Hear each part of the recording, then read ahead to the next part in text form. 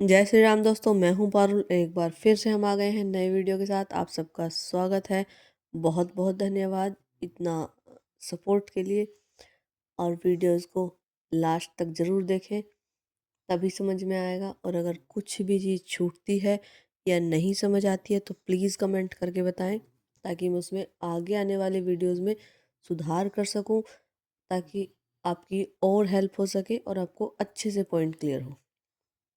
चलिए, आज हम आए हैं स्क्वायर एंड रूट्स के साथ। Square and its root.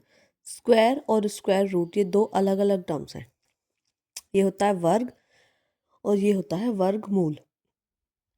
वर्ग का अर्थ होता है एक संख्या जिसका हम स्वयं से मल्टीप्लाई करते हैं, उसके बाद हमें क्या मिलता है? वर्ग।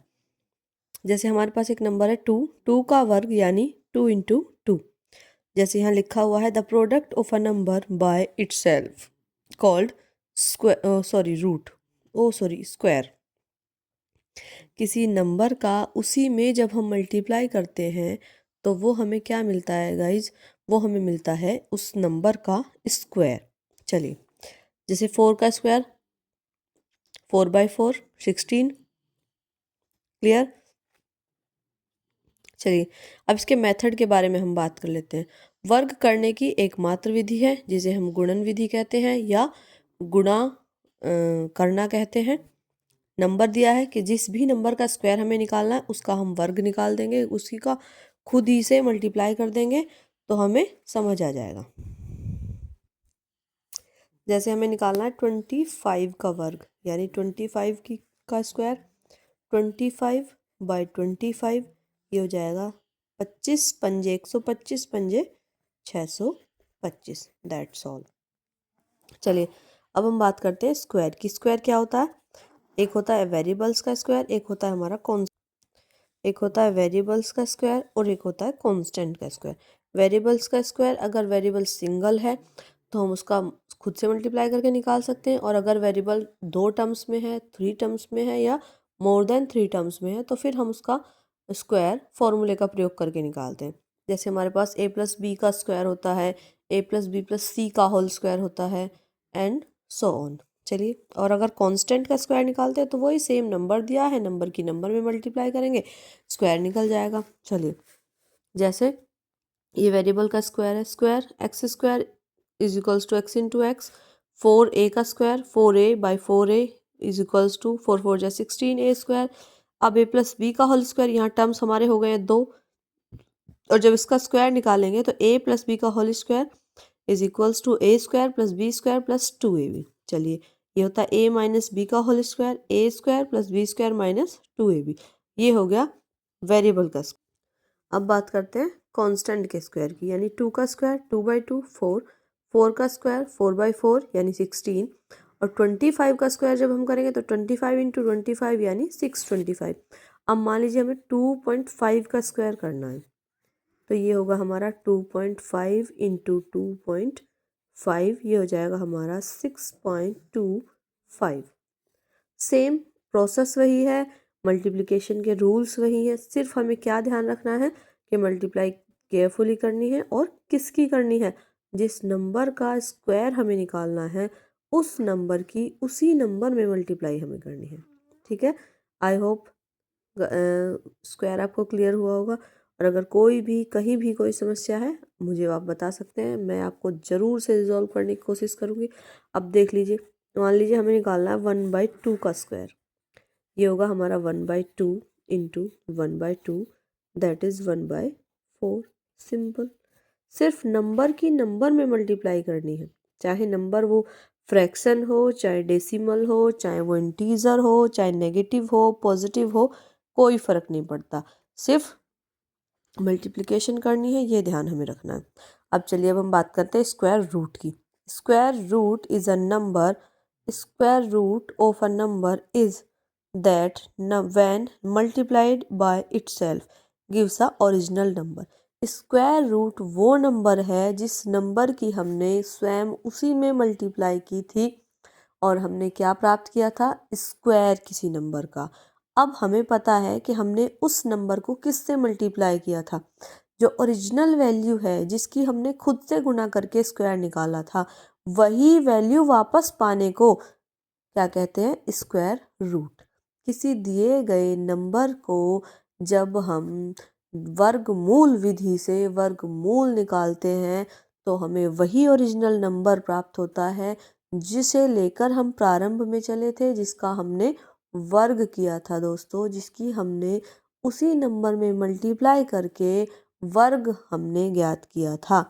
इस प्रोसेस को हम कहते हैं वर्गमूल, या कह लीजिए किसी नंबर का वर्ग जैसे हमने निकाला है उसी का वाइसा वर्सा यानी उल्टा रेसिप्रोकल हमारा क्या कहलाता है?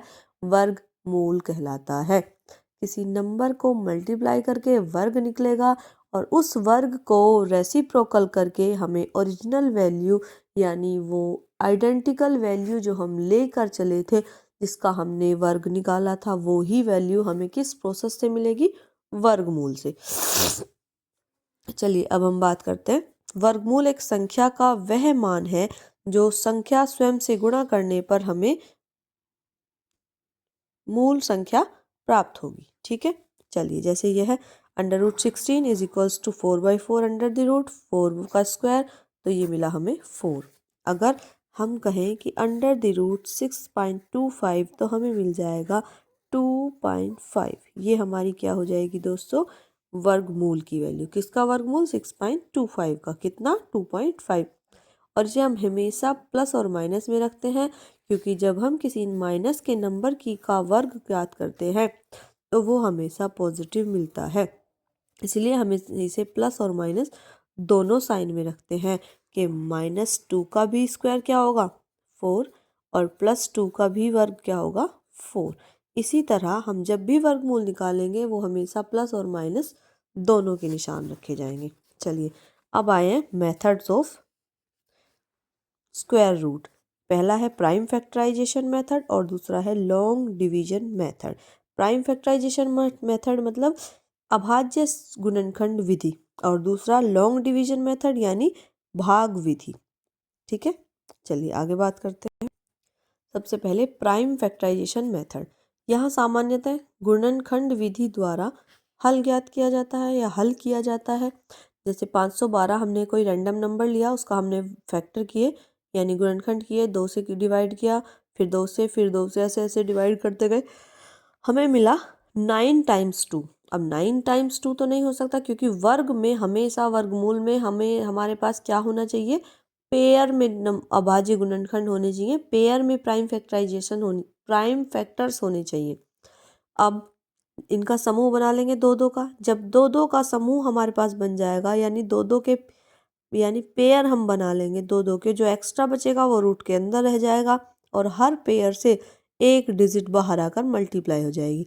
2 दूनी 4 दूनी 8 दूनी 16, 16 बाहर, और ये सिंगल जो 2 बचा ये रूट के अंदर, क्योंकि इसकी पावर तो 2 नहीं हुई।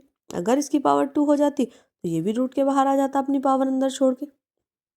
चलिए अब जैसे √25, 5 5 25 आ गया 5। चलिए अब लॉन्ग डिवीजन मेथड देखते हैं। यहाँ भाग विधि से वर्गमूल ज्ञात किया जाता है। सबसे पहले स्टेप्स हम इसके देख लेंगे। सबसे पहले आता है पेयरिंग। दिए गए नंबर को हम राइट टू लेफ्ट सबसे पहले पेयर करते हैं।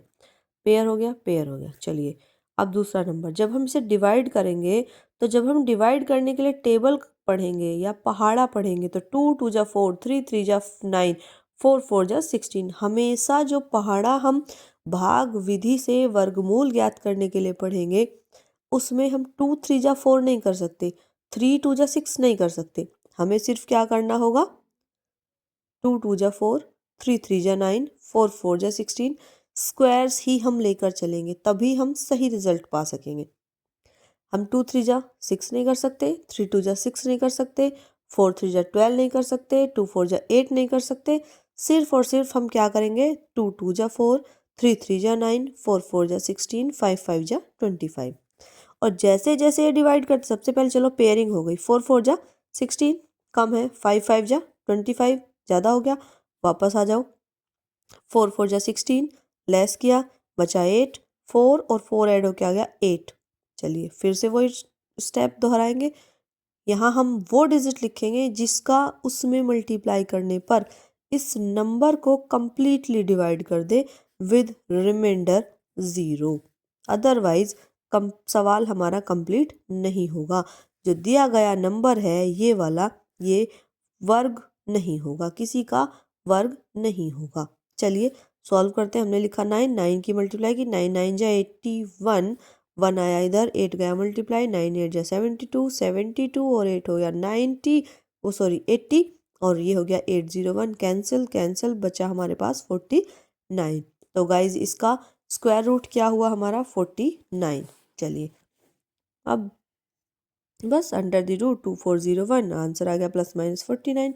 सिंपल। प्रैक्टिस करके देखेंगे, जब तक प्रैक्टिस नहीं करेंगे क्लियर नहीं होगा। और किसी को कोई भी क्वेरी हो प्लीज़ कमेंट करके बताइए, मैं उसे ज़रूर सॉल्व करने की कोशिश करूँगी और प्रयास करूँगी आगे अपने आने वाले और वीडियोज़ को बेहतर बनाने की। अंत तक बने रहने के लिए बहुत बहुत धन्यवाद। इसी तरह आगे मिलते रहेंगे एक नए टॉपिक के साथ, नई एनर्जी के साथ, और कुछ कुछ थोड़ा थोड़ा सुधार करते हुए नए वीडियोज़ में। आप सबका बहुत बहुत धन्यवाद। जय श्री राम।